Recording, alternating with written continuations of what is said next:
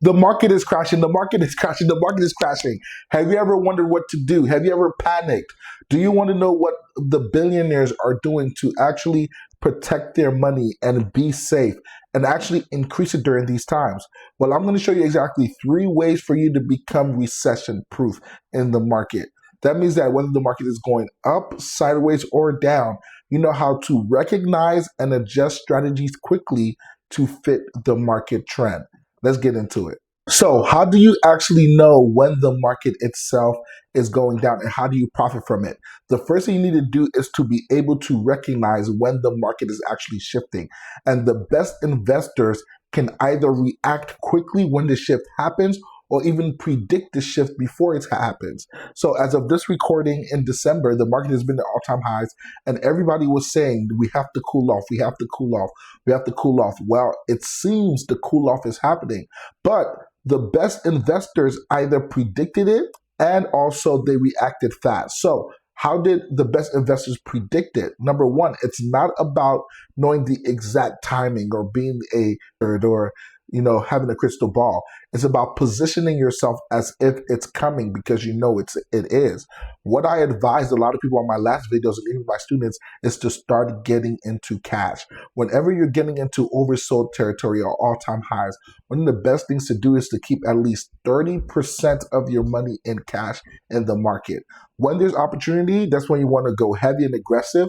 But when you've maximized profits, when you've made a lot of returns, that's when you want to start being conservative and creating a cash bank in case of pullbacks. Case in point, Warren Buffett has held more cash in the last 3 to 5 years than he's ever held in the history of his company. Why? Because he's expecting the economy to maybe take a turn or the market to dip, and then he's buying companies at a very good and reasonable price.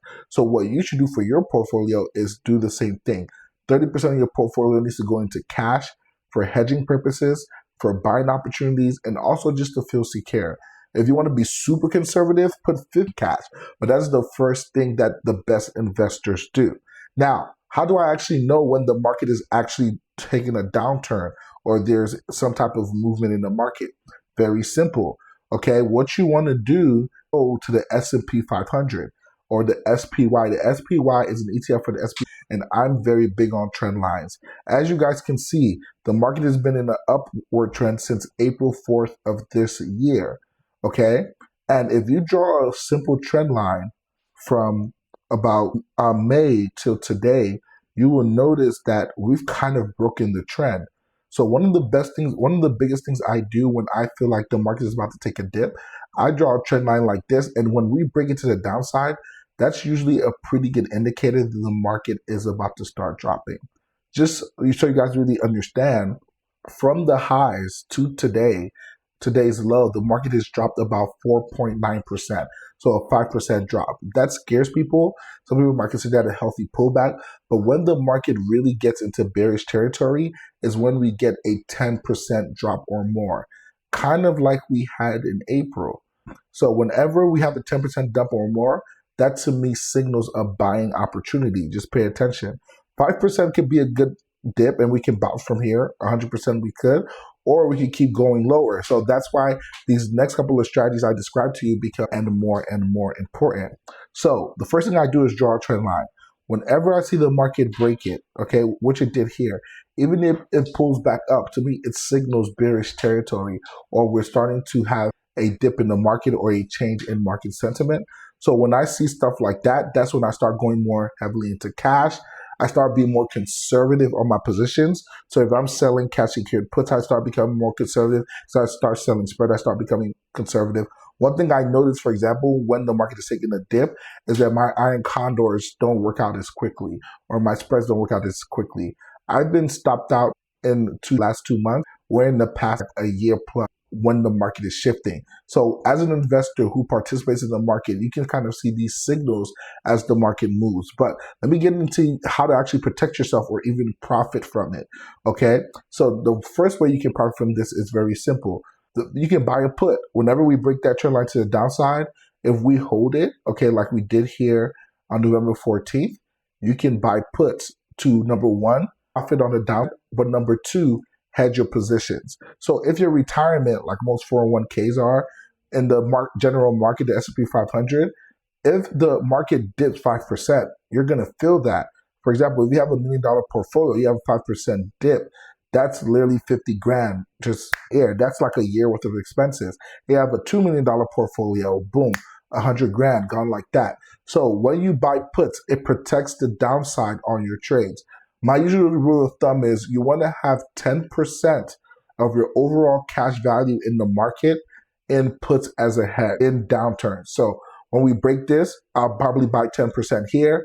And if it keeps going lower, then I'm going to profit off that, okay? The key is the extension. So I'll get a put usually 3 months out.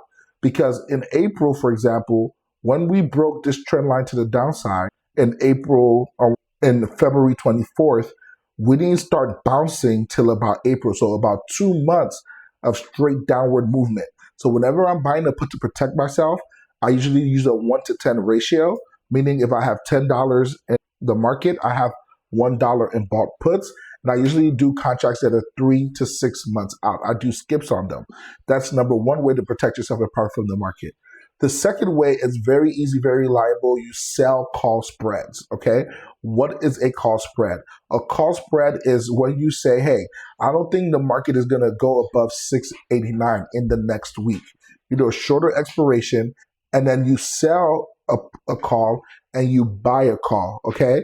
And that allows you to do something magical, which is profit for the downside of the move by collecting premium while also still being safe. So for example, if I sold a call spread at the 689.7 all-time highs, no matter what the market did, as long as it didn't get back up to 689.7, I will get to keep the premium, and I will do this on a weekly basis to collect cash flow from the general market. Or the third way I'll protect myself or actually profit from this is to actually start going more into shares, okay? So I'll start buying shares and leaps. First, I'll start off by buying shares, so like around a 5% dip, I'll start off by buying shares. After I see a stabilization in the market, then it is time for me to buy leaps. Not only am I going to buy leaps on things like SPY and QQQ, which is the general market, I'm going to usually choose the top 4 or 5 companies in the S&P 500 by weight, and then I'm going to buy leaps and skips on them. Okay, so for example, in April when we had this dip, when my students bought leaps, we bought leaps even on PLTR, on Microsoft, on Apple, on Nvidia, all of these kind of big name companies, and we made 300%, which is like 4x on our money in less than 60 days. Why? Because we started buying close to the bottom, okay? So I'll start first by buying shares, and then I'll buy leaps. And I know what you're asking, Josh, when is the right time to buy leaps? I will draw another trend line, okay? You can try to catch the bottom by seeing stabilization. That's one way to do it. It's a little bit more risky. But if you want to be more aggressive, just draw another trend line. And when we break this to the upside, when we get over 675, then you can start buying skips and leaps and then catch the momentum. Yes, you won't catch as much profit, but you will get a lot of momentum in your favor and is not as risky, because I'll give you a perfect example. If you started buying leaps here because you thought the market was going to rebound around a 5% dip, you would have had literally another month of downward action, and that would have really hurt your leaps. You would have had to stay in it for literally 6 months. And of course, it recovered eventually and went way past the previous all-time highs. But that's something you have to be aware of. The earlier you get in, the more risk you're taking when you're doing leaps. So I start off by loading shares. And when I feel comfortable, either at a major support level or if the market is dipped like 10% or 15%, around those numbers, I just start buying leaps. And I know if I wait down for a year, I'm going to end up green. That's just usually the rule of thumb. So those are the 4 ways I profit from the market. Number 1, go into cash. Number 2, you want to sell call credit spreads. Number 3, you buy puts. And number 4, you buy leaps, okay? You buy leaps. These are the 4 ways to maximize your profit and protect your downside when there's so much market uncertainty. There is a bonus one I'm going to do that I often do sometimes, which is rolling contracts. That is a video for another way, but I roll it in a very specific way. If you want me to do a video on that, which is a little bit more technical, comment the word video below. If not, hope you guys have fun. Type in the chat which one of these strategies would you use best to protect your downside during market crashes.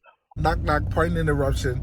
Listen, I usually don't do this, but I feel like it's super important to actually share this with you. One of the secrets to my wealth and success in business is somebody who's made millions online and in life is literally my relationship with God.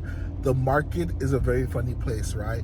On top of the education, on top of the learning, there's a secret ingredient that I feel like is super important, and that's favor and wisdom from God. So I'd like to invite you into a personal relationship with God right now. If you don't have one, all you have to do is pray a simple prayer. Say, God, thank you for dying for my sins. I believe in you. I believe in my heart, and I confess with my mouth that you are God. And I ask you to guide me and lead me in all things around my life. So if you said that prayer, just type an amen below and reach out to me. You can email me for more resources and I can send you some more stuff. Okay, guys, back to the regularly scheduled content.